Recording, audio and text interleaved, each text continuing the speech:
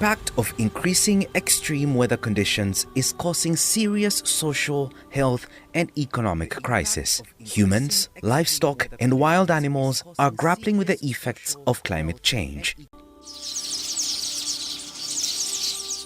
Extreme weather conditions such as floods and droughts, among other natural disasters, are becoming the norm.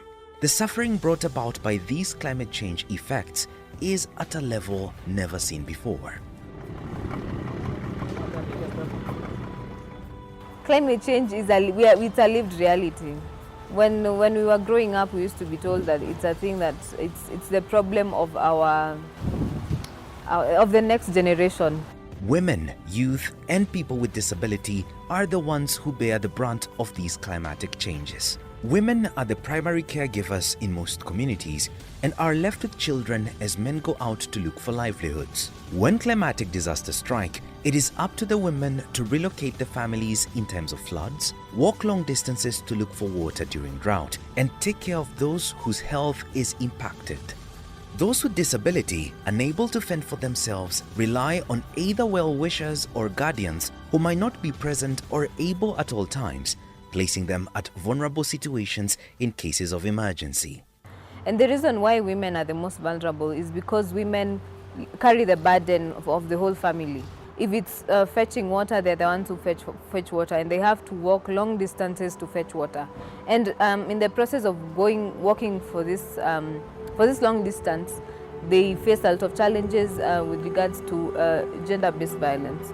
Our people are suffering from, they don't have pasture for their cattle. They have to move to greener places, across the border. If you walk from here, it is about 25 kilometers to Uganda. So people take their cattle there to Uganda to look for greener pastures. Wakati ya kiangazi, wazee wanahama na mali yawe wanaenda kutafuta malisho. Wamama wanabaki nyumbani. Hakuna chakula, hakuna nini. Watoto wadogo wanahangaika ndio maziwa hakuna. Livelihoods are being wiped out and thousands of people are constantly looking for alternative sources. Farms that were once passed down generations cannot be relied on anymore. Produce is barely enough to feed families, let alone produce surplus for sale. A lot of these households depend on agriculture. They depend on going to the market to sell a few of their goods.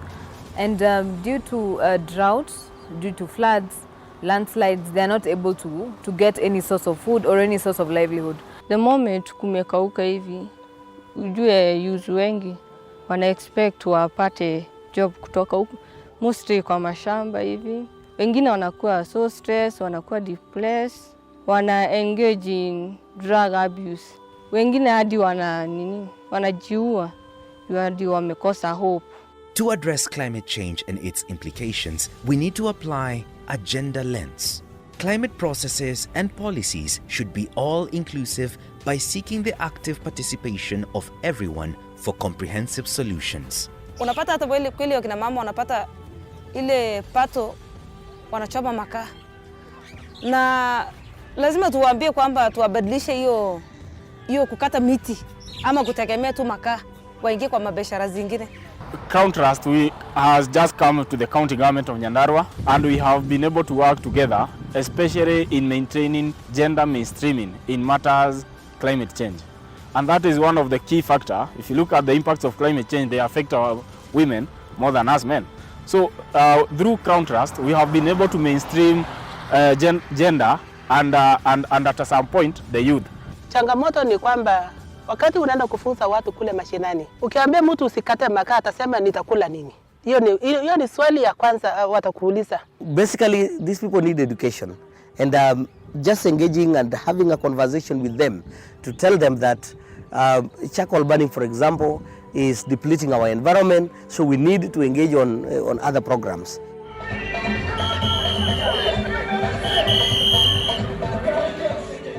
Crown Trust is at the forefront of equipping marginalized groups with skills and knowledge to actively participate in the key climate processes through the Green Champions for Change project, and has set its feet in West Pokot, Nyandarua, and Kwale counties. The project seeks to ensure that women and other marginalized groups play a key role in influencing climate change decisions at the local and national levels. Wakati hewa inabadilika, wakati mazingira inachafuliwa alafu hewa inabadilika, kunakuwa na njaa. Phase 1 of the project, funded by Akina Mama wa Africa, has been ongoing for the last 1 year. Through this project, dozens have been sensitized and trained during roadshows and seminars. Hii program imenisaidia sana juu imenielimisha women rights, tena imenielimisha vile naweza linda mazingira. Nimejifunza mambo mengi kuhusu hii janga la tunaloita tabia nchi. Kwanza nimejifunza mambo mawili matatu: ku conserve environment na njia moja ama hii na ingine. The first workshop we were taught is about not cutting trees, burning charcoals, no. And the time we started stopping that made us to know how to maintain our environment. Nashukuru sana kwa hii shirika la Crown Trust kwa sababu limeweza kunihusisha hasa kwa trainings ambazo zilikuwa zinanisaidia kuweza kusaidia vijana wengine, hasa masuala ya budget, vile pia masuala ya awareness about climate change. We learned a lot through the program on how we can ensure that the community understand and participate in mitigating the effects of climate change. With women and the youth being the worst hit by the climate change impacts, Crown Trust is working towards cushioning them. Food and water scarcity have made life unbearable for many who spend hours in search of commodities needed in households on a day-to-day basis. Na maji ikikosekana, wamama na wasichana wanaathiriwa sana. Na hiyo bado inaletwa na ni nchi tabia. Juu wasichana wanaambiwa hata wasiende shule, waende wakatafute maji. Women are they are the ones who perform the domestic chores at home. But most of their time they are out looking for water. In fact, they are the ones looking for firewood. And so they waste a lot of time looking for those two things that are supposed to be given out naturally at the expense of any economic development back in their farms. Despite women in economies heavily based on agriculture being affected by climate change in a big way, their role in climate change adaptation and mitigation has been minimal. To have their voices heard, they must understand their social and political rights. Gender sensitivity in national climate policies, strategies, and practices will ensure that climate actions benefit all. When we talk about gender, most of the times they think it's just women. And the reason why it's women, it's because women are the most marginalized groups, and they're also vulnerable groups in the society. They have not been represented in various decision-making spaces. They are not economically empowered. Wamama sana alikuwa tukiwahusisha kuhusu information, na pia tunawapa awareness ya kuhusu vile haki zao, wapigania haki zao kutoka kwa serikali mpaka kwa jamii. Miaka mingi iliyopita huku kwetu Coast, mwanamke alikuwa hana sauti. Mwanamke alikuwa hana sauti kabisa. Mwanamke kazi yake ilikuwa ni kuzaa mtoto na kukaa jikoni. Wewe huruhusiwi mahali pengine popote, huruhusiwi hata kusimama mbele ya wanaume uzungumze. So uno muda mchache tumetoka training kupitia Crown Trust. Tulikuja pata nafasi ya kuamsha wamama wenzetu. Kwanza, wakati wa public participation wajitokeze kwa wingi, ama pia kama wanaenda sauti zao zilikuwa hazisikiki. So the trainings that we had from Crown Trust gave us to know what the county government can do.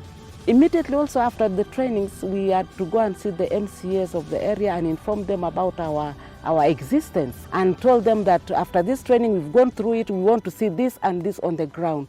We need to start working with you. So at least from the training we can say we have a stand. We have somewhere we can stand and start talking about climate change issues in West Pokot. Formulation of community-based organizations that include women, youth, and people with disabilities will enable these groups of the population to influence climate policies. This will lead to creation of bankable project proposals for influencing, thus attracting funding. The Green Champions for Change project seeks to ensure the meaningful participation of women and marginalized groups in key climate processes. And the marginalized groups include women, youth, and people living with disabilities. Wakati tulishikana na hawa Crown Trust, wakatuita huko Olkalau kwa masomo, ndio tuliona ni vizuri tufomu hii CBO juu itafikia watu wengi.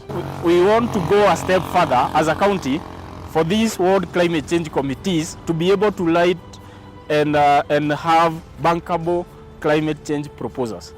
And you know, when we are saying a bankable proposal needs a lot of some trainings so that they can understand what am I going to place here, what am I not going to place there. Wakati hawa Crown Trust walipokuja na wakatupeleka training, in fact tuliweza kuinuka na in a very high gear, na tukawa hata Kwale County tulipofanya uchaguzi, nakumbuka tuliweza kwenda kuomba kuingia kwenye kamati za education, kwenye kamati za children, kwenye kamati za lands, kwenye kamati za water. As the first phase of the project comes to an end, marginalized groups should not be seen as victims but as powerful agents of change. Their full and equal participation in decision-making and implementation is critical. More resources need to be committed to build their experience, expertise, and capacities. I think the capacity building has laid a good foundation for us as climate champions in West Pokot. Phase 1 was all about ensuring that the community members have the knowledge, they have the skills, we have identified the platforms to engage, and we are hoping that phase 2 will be a process where they are working more with the county governments. Vile vile pia ningependa kwa Crown Trust kama itawezekana waweze kuwekewa budget hawa vijana ambayo itakuwa inawasaidia mambo ya entrepreneurship, mambo ya biashara, watreniwe na kia bado vile vile wakishatreniwa waweze kupata hata cheti, wapate certificate ya kuwa wametreniwa, na after pale waweze kupewa pesa kidogo ya kuweza kuanzisha biashara yao. Kama itawezekana tupelekwe kwa visit exchange to one of the counties ambayo it is doing the best. We would also like to go to other areas, so we would like to have an expanded knowledge on conservation. What we are trying to do as a county is trying to first is educate people on matters climate change, as well as coming up with programs, initiatives that are help to mitigate and improve the resilience of our people. The time to implement measures to reduce vulnerability to the adverse effects of climate change in the country is now. More specific activities and initiatives supporting afforestation and use of clean sources of fuel, among other climate-friendly activities, need to be implemented. Now that we've been having trainings in the first phase, I was thinking we should have some small implementation on women activities, like if we can come up with merry-go-rounds and see what we can put on the table for women, because women are badly affected by the climate change. So we need to economically empower the women. We are trained on budget process. In budget process, the communities have understood that they can participate in budget making and in planning, so that they can plan on areas that can help them mitigate the effects of climate change. For example, communities have been able to push for projects such as dams. With the trees, we can get shades, and also trees maintain rain. Minus trees is when climate change will be high. Collaboration between government, civil society, and other stakeholders is required to win this war. Policy formulation, budget allocation, and improved awareness and communication are essential in providing intergenerational climate change education. We would like to have conversation with the duty bearers, because that is where everything lies. We have the government resources that is sufficient, that is placed on wrong priorities. We are planning to go to the county director of education, tumwambie atupe nafasi azungumze na wale ma educationist wale wengine, tupewe nafasi ya kwenda mashuleni, because we want to go and talk to our small children, kuwafundisha jinsi ya kupanda miti, ili shule ipandwe miti iwe kama a small forest. Mimi peke yangu siwezi, lazima niungane na wenzangu, na wenzangu ni wale wa kutoka serikali kuu, jamii yenyewe tunaita community, na hata viongozi, hususan masuala mazima ya dini. Climate change inabadilika, saa hii mambo ya GVV ni mengi, ubakaji, sodomi, mimba za mapema, domestic violence zinafanyika. Je, mashehe wanafanya nini? Je, mapasta wanafanya nini? So hapa ni uunganisho na cooperation ya kufanya kazi pamoja.